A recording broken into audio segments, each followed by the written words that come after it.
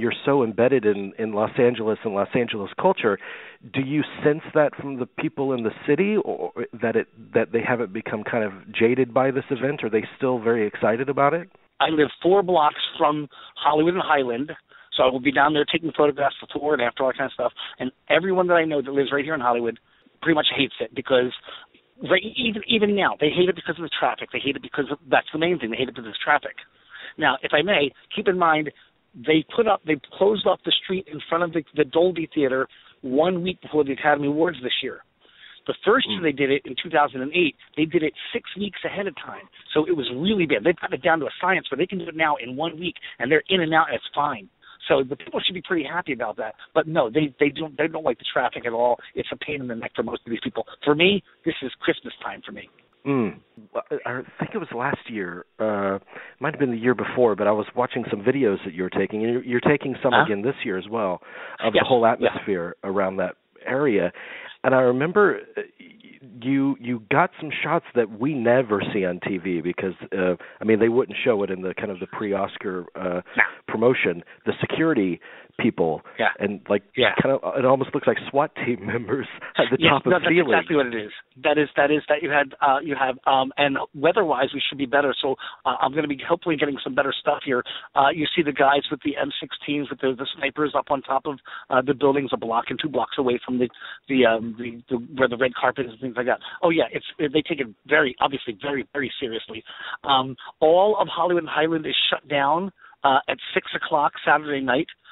Completely. They'll bring in bomb-sniffing dogs, and you cannot get in or out. And if I may, going back to whether people like it or not, a dear friend of mine lives in a building directly behind the Kodak. And she now leaves town. She's in Hawaii right now. She leaves town because what is normally a 5-minute walk from Hollywood Boulevard, cutting through to get into her apartment from one office to her home, on the weekends when this thing happens, she has to go through 4 different checkpoints. It takes her 15 to 20 minutes to do the same thing because she has to go through checkpoint and over and over. They take the security here very, very. I'm not going to say they should, sadly, but they should. It's somebody would love to do something crazy here. Who knows? Well, the eyes of the world. The eyes of the world. Exactly. Yeah. And so what we do, Beverly and I, we take a walk. We do our perimeter walk. I'm going to talk when we're finished with this phone call. I'm going to be doing one just a little bit here. Then I'll be posting up a little bit here just to see what's the latest thing going on.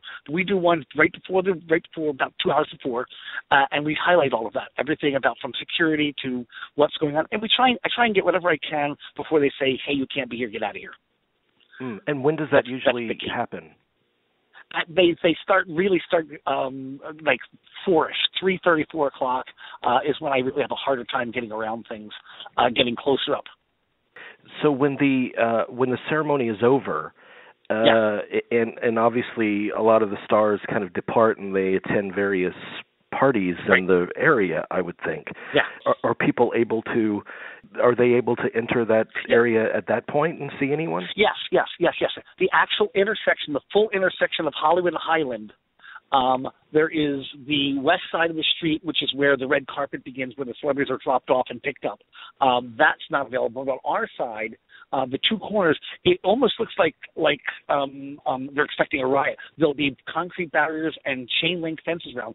But from behind that, I'll have my ladder so you can get up there. And the celebrities, especially exiting, they will come out. They're screaming, they're shouting. A lot of them will hold up their Academy Awards if they won something before they get into a limousine. I mean, you're about 50 yards away, but still, you're right there, and it's still screaming and shouting, a lot of fun. And with a good lens, you can obviously get better. But yeah, it's very accessible. It's very accessible. So as soon as they get to the last picture, best picture, I'm pretty much out the door to make sure I've got a good spot. Yeah. I am crazy about Los Angeles. It's a great passion of mine, and I go up and I visit as often as I possibly can. Part of the reason why I love it, and I'm sure you love it too, is just how colorful the people are that congregate there. Yes. And I would imagine, as we said, when the eyes of the world are on this event in Los Angeles during this time of year, they come out in droves. These characters. What is the strangest or most flamboyant or memorable thing you've ever seen around this time of year? The regulars are, you'll have the Westboro Baptist people. I loved it. I love getting pictures of them, interacting with them, because, that's just interesting. But they're regulars. There was a gentleman, and Beverly and I caught a video, Vitaly. Vitaly, we happened to catch this guy as he was wearing, a couple of Academy Awards ago, he was wearing the Bjork Swan outfit. Now, this guy, apparently, he does these stunts all over the world. And he had been trying to sneak in, and we happened to catch him at that point when he was being arrested by the police during that whole segment there, and we happened to catch all that. And he was dressed as Bjork and giving out replicas of Academy Awards, fake ones. And he handed us one as he was getting into the police car, and we still have that. That's sitting on our mantelpiece. And interestingly enough, because we looked in the basket, and he had all kinds of things from best aunt to, favorite dad. I mean, just goofy things you just buy off the shelf. And the one he literally just happened to hand to Beverly and I was best couple, which we thought was kind of interesting. It was just charming for us. That's kind of nice. That was kind of the strange one, seeing him and seeing somebody. We find out later is literally world known. I didn't know that at the time, but he was kind of wacky. Yeah, various protesters of various kinds, protesters all over the place, protesting against anything. It'll be interesting to see what happens in the election year. So we'll see if anything happens from that. That's true. That's right. And the Academy kind of facing its own controversy this year with the racial diversity. And that's the interesting part about at the corner of Highland and Sunset. Anything past that going towards Hollywood and Highland is blocked off where the limousines go in. So that's where you congregate. They congregate right there is because the limousines are coming right up from there. So you'll see a lot of the protesters right around there. So I'm going to be there for a while too. Yeah. When you are there and you're snapping as many images as you can prior to the ceremony, do you go back home and actually watch as much of the ceremony as you can? Oh gosh, yeah. Yeah. So, I watch it in spite of the fact that I don't watch a lot. I don't go to the movies very often. I really don't. I watch it for, I know they're bringing me talk about it. I see what's hot. I want to try and sometimes I have to see people because I don't know who the hell they are. And if I'm going to get a picture, I need to see and know who I'm taking a picture of. But it's fun. I just watch the Academy Awards because I grew up with the Academy Awards. When it comes to the Oscars, of course there's the circus and the pageantry aspect of it, but does the actual event itself hold some kind of old Hollywood romance to you still? Oh, heavens, yes. It does for two reasons. One is, yes, it's just an award show. It's not in the great scheme of life. No, it's not that big a deal. But as you just said, it's the pageantry. There's something about that. There is the latest of style. There's the latest of who's who or what they are wearing. It really is important, that kind of thing. To me, the other part is, and it's the neat part of when I'm standing there and I'm watching them walk down the red carpet, or I'm, if I'm in my living room where I'm 2 blocks away, but if I'm actually there and I'm watching them as they get out of the cars, I am 1 block away from the Roosevelt Hotel, where in 1927 they had the very first Academy Awards. And that means a lot to me because there's just that the old and the new are right there within 1,000 yards of each other. And it for me sometimes, and people sometimes make fun of me, Beverly's gotten used to it, sometimes a moment I'll just stand there and I'll see something and I'll just start crying because to me that there is a piece of old Hollywood. Old is relative in the term of it's only the 1920s, 1930s. But movies, films, Hollywood changed us and shaped us, and it made us as a country come together. Silent movies. You'd have a Russian sitting next to a German, guys in Spain. They couldn't understand anything, but they watched a silent movie and they all laughed. They all had that in common. They all had films in common. And it just continues. And it brought us together to me as a country. And now I'm right in the center of where all of that began. And it is an honor. Seriously. I mean, I genuinely mean that. It's an honor. If I may, if you just think about where I live, I live at the intersection where, in 1964, Percy Kilbride, who played Pa Kettle in the Mom Pa Kettle movies, was hit by a car. He died a couple months later in the hospital, but he was hit by a car. I live right at that intersection. I live at the intersection where L. Frank's bomb house used to be, and when Maud, his wife, died in 1959, they tore the house down. But I live right in the center of the coolest history. And in the great scheme of life, it's meaningless. But as a country and who we are and how the world sees us and how we see the world, this is at the center as far as I'm concerned. It means that much to me. I'm from Philadelphia, and seeing the stuff I see here is as important to seeing the Liberty Bell and anything else that I see. It's literally it's that important in American history to me. It's just culture as opposed to history. That makes sense?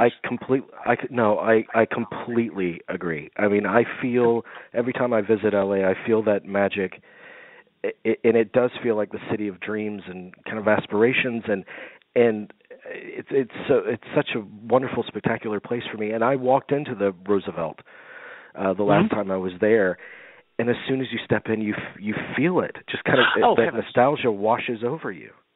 Yes. It is. I will oftentimes go into the Roosevelt, and I will walk into the lobby to the steps that go up to the mezzanine, and I will just stand there and stare at them for a moment, and then I close my eyes and I wait a moment, and there's a certain feeling that I get that comes over me, and when that happens, I start to sing a song. And keep in mind, I can't tap dance, so I have to fake it, but I sing a song and I tap dance up the steps. I sing the song, "Gonna go to the market, gonna get some bread." Those are the steps where Bojangles Robinson taught Shirley Temple how to tap dance up the steps for the movie The Little Colonel. And I cannot help but do that every once in a while and know that I'm actually stepping in a literal piece of history, film history right there at that moment. And it can be quite overwhelming at times for me. I'm sure for you. In hearing your broadcasting like that in the past, you're the same way. I understand that. We need to go to those Musso and Franks and have lunch or something like that. That's what we need to do. That would be awesome. But we're talking about these landmarks and these locations that bring back that feeling of old Hollywood. Yeah. Are they in danger of not disappearing? Kind of want to slowly. Yes and no. I mean, in some aspects. There is little parts of it, the areas around it, they might not think things are important enough. So no, we're not really losing things. But if I may, and it's going to sound bizarre, the one thing that I actually appreciate about the Church Scientology, as odd as this is, and I'm sorry, no offense, but if anybody's whatever, you believe what you believe, and that's fine. I don't care. It doesn't affect my life. But I like them because when they buy a building, they have never torn anything down. They've saved so many historic buildings.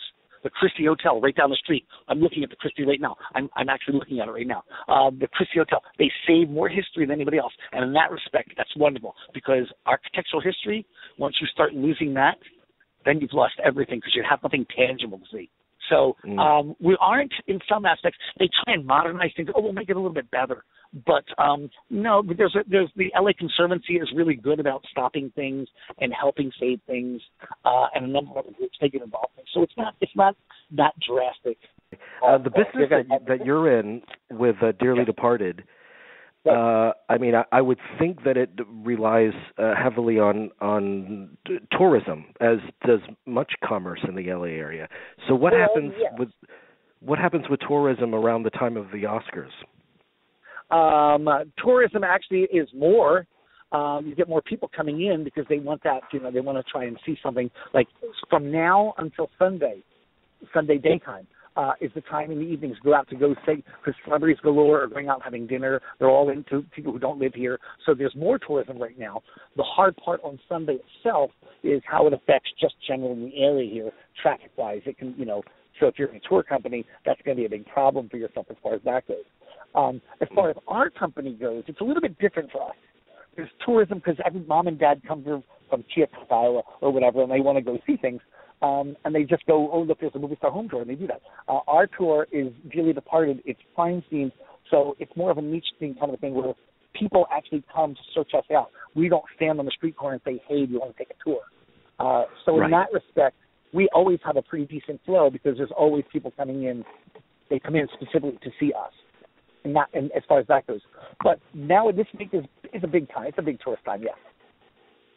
Well, I just want to tell you that Dearly Departed, and particularly your tour on Dearly Departed, I can't imagine a greater tour.